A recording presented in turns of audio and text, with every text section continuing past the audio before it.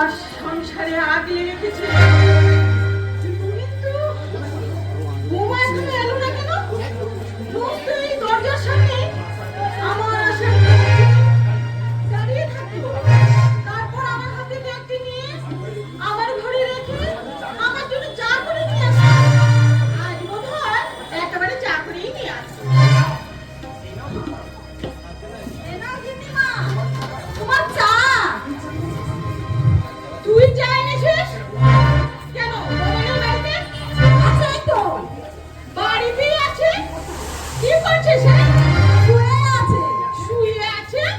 হ্যাঁ, এনাও চা, ঠান্ডা হয়ে যাবে যে। এটা ব্যাগটা আমায় দাও তো। তুই যা, আমি রেখে দেবো। আর ঠিক আছে গিন্নিমা। নদীর কথাই কি হলো? আমার নদী শ্রদ্ধা ভক্তি, সে তো আমার রোজগারের জন্য।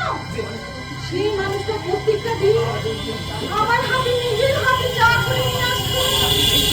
চা খেয়ে শুনে সেই মানুষটা আমার শুনে একটু বার হলো না।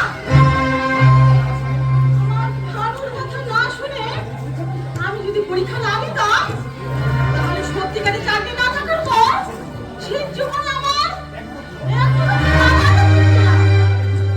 আমি তাহলে বুঝতে পারতাম না। দূর দূর, কেউ কারো নয়, সবাই পর, সবাই পর। বৌদি, বৌদি, এই যে বৌদি, এই যে মা, আমি পরীক্ষায় খুব ভালোভাবে পাস করেছি, সবাই বৌদির জন্য। দাঁড়াও, আগে বৌদিকে রেজাল্টটা দেখে আনি, তারপর তোমাকে খাবো। বৌদি, বৌদি, রেজাল্টটা আমার হাতে দে। না মা, আগে বৌদি দেখবে, তারপর তুমি। বৌদি বৌদি বৌদি, বৌদিকে তো সামনে দি। সব না হলেও আমার মনে অনেকখানি জায়গা জুড়ে বসে আছে বৌদি। আজ বৌদি যদি আমাকে গাইড না করতো, তাহলে আজ আমি এত ভালো রেজাল্ট করতে পারতাম না। দেখ, করবে। এখন প্রয়োজন হলে তোর বৌদি হতো তোকে একেবারে মাথায় তুলে। কিন্তু দেখবি যেদিন আমার চাকরি থাকবে না, তাহলে ওই ভালো মানুষের মুখোশে নম্বর বৌদিটা তোর পায়ের তলাতেও জায়গা দেবে না। আজ তুমি হঠাৎ কি বলছো মা? তুমি কি অসুস্থ নাকি আমার চাকরি চলে গেল? চাকরি আমার যায়নি পিঙ্কি। আমার প্রতি তোর বৌদির যে শ্রদ্ধা ভক্তি, আসল না নকল, তারই পরীক্ষা নিতে আমি মিথ্যে করে প্রচার করেছিলাম যে আমার চাকরি চলে গেছে। তার ওই পরীক্ষা বৌমা, আমি তোর এই কথা কি ভালো? তুমি বৌমার মিথ্যে শ্রদ্ধা ভক্তিতে মুগ্ধ হয়ে এতদিন আমি সত্য ভুল করেছিলাম। তোর ওই একটা যুক্তি আমার চোখ খুলে দিয়েছে। তোমার কথা ঠিক বুঝতে পারছি না মা। কিসের পরীক্ষা তোমাদের? আর ভানু মাসের যুক্তিটাই বা কি? শোন তাহলে, তোকে বুঝিয়ে দিচ্ছি। অতি ভক্তি চোরের লক্ষণ বলে একটি কথা আছে, সেটি কিন্তু মিথ্যে নয়। তোর বৌদি অতিশয় সাধু সেজে আমার প্রতি এতদিন যে শ্রদ্ধা ভক্তি অভিনয় করেছিল, শুধুমাত্র ওই চোখ রোজগারের দিকে তাকি। আর দেখ, আমার চাকরি নেই শুনে তোর বৌদি আমাকে এক মুঠো চাঁদপুরের কথা একবারও আমার সামনে এসে দাঁড়ালো না। কি করেছে বৌদি? শুয়ে আছে, মনের সুখে দিবানিদ্রা সাচ্ছে। এটা স্যামসুং। বলিস কি রে?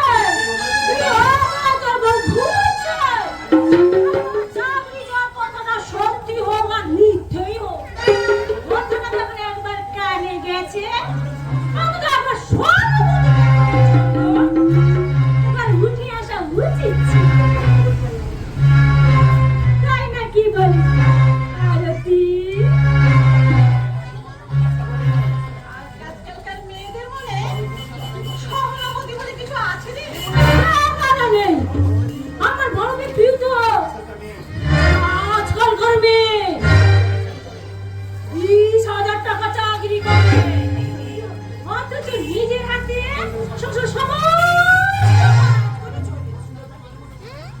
ভাসুরা যা খেত এখন দেখ তো মা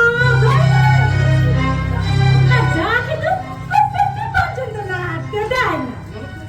আর মামাকে এখন নিজের মায়ের থেকে বল করে দিয়ে আসলে মেয়েটাকে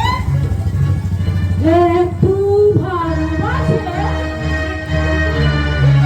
নিজের মেয়েকে এত ভালোবাসে না। তোর মেয়েটাকে যদি আমার বৌমা করে নিয়ে আসতাম, ওর কাছে সুখের অভাব হতো না রে। কিন্তু কি করবি বল, তোর ভাগ্য কাইকে খারাপ। আমার ভাগ্য আমি নিজেই করব। এবার থেকে আমি এই সংসারের দায়িত্ব আমি বৌমার হাত থেকে কেড়ে নেব। আরে এই কথাটা আমি তোকে এতদিন বলেছি, আমাকে এতদিন আমি ভুল করেছিলাম ভালো, কিন্তু তুই আমার চোখ খুলে দিয়েছিস। অথচ লোকে আমায় বলে দিন ছুটে খুব না মানে গাড়ি দেয়, কিন্তু আমি যা করি সবার ভালোর জন্য করি। একজনের ভালো করতে গিয়ে আরেকজনের সর্বনাশ করছো না তো ভালোবাসি। হাতি বলি সামনের কথা, আরে কারো সর্বনাশ হলো না হলো হাতে দেখলে আমার চলবে না। যাতে নিজের সর্বনাশটি না হয় সেই দিকেই নজর দিতে হবে। আর অতি মানে ছোটবেলাকার বান্ধবী, তাই ওকে সাবধান করতে হবে। নিজের চোখে ভয় দিয়ে আসল চরিত্রকে দেখবি মা। হ্যাঁ দেখলাম, এখন বুঝতে পারছি কেন মোদি আমার উপরে এমন অন্যায় শাসন করতো, কেন আমায় নাচের প্রতি বাধা দিত। হিংসায় রে মা, হিংসা। তুই নাচ গান করে সুনাম অর্জন করিস, ওই মেয়েকে চাই না। শুনলে মা, শুনলে? তুমি তো আমার ইচ্ছের বিরুদ্ধে ওই বৌদির কথা মতো চলতে বাধ্য করেছো। আমি কি বুঝতাম যে ওই মেয়েটার পেটে পেটে এত কুবুদ্ধি জমা আছে? কুবুদ্ধি কি বলছে রতি? আমার তো মনে হয় সংসার খোঁজে দোহাই দিয়ে বেশ কিছু টাকা হাত দিয়ে নিয়েছে, কিন্তু বৌমা কোনো টাকা জমিয়েছে বলে তো আমার মনে হয় না। বোকা বোকা কোথাকার।